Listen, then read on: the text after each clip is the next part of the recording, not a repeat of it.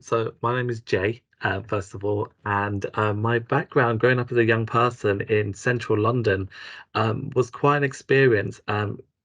Being raised in a community where people from the BMA community weren't accepted. My family, my parents, English was not their first language, so going to school was quite tricky because we weren't necessarily getting the support that we would receive from other parents. So growing up as a young person, I absolutely love sports. And at the time, there was a youth centre called Fitzrovia Youth in Action.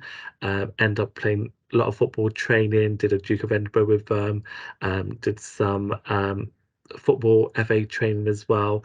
And that sort of led me to want to really support young people. One of the roles that I have within Unitas is the inclusion officer.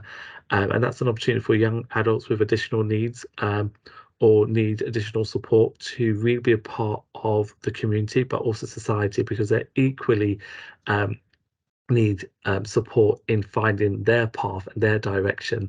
So it's really been fantastic working with a range of young people and supporting them throughout the process and really getting them to understand that they are individuals and they all have different goals and ambitions and how we can really support them in guiding them in doing that. So it's really just about young people come together, different cultures, different experiences, people from different cultural backgrounds, people from different genders, and also people who maybe question their sexuality, to be able to be in a place where it's ultimately safe for them to be a young person and just be curious and discover the world that's around them with the aid and support of a youth worker. Inclusivity is incredibly important to us as youth workers and a place for young people to feel somewhere where they're really safe, where again they're not judged on the color of their skin, their gender, their sexuality, if they physically look different or if they mentally might act a certain way.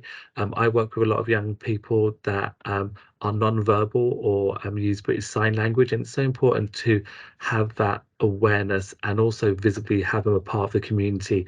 A lot of young people with additional needs often don't have the same opportunity as a young person.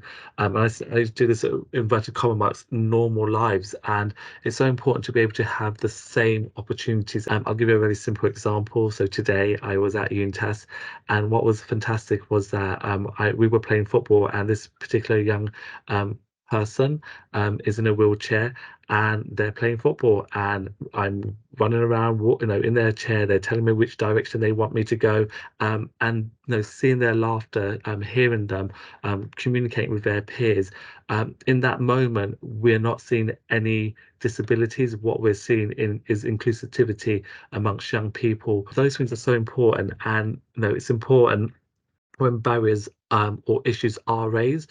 And some young people, unfortunately, may have parents or upbringings that involve inappropriate language. It could be slurs or racist language that is being used. That's where, in a youth setting, these behaviours and languages can be challenged, but in a caring and loving way.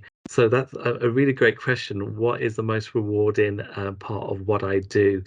I think there's an element of so many different things. So it's seeing young people, being an inclusion officer that have access to the great services that is provided at youth provision, such as Unitas. So I think it's mainly just hearing their stories and really just guiding and supporting them in the direction that they would like to go.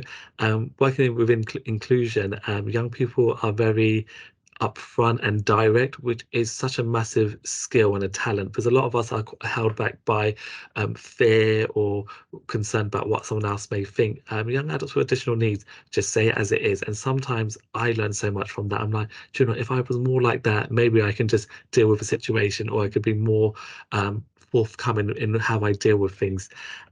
Being National Inclusion Week, I think we should allow that to happen every day, every minute of the day, even.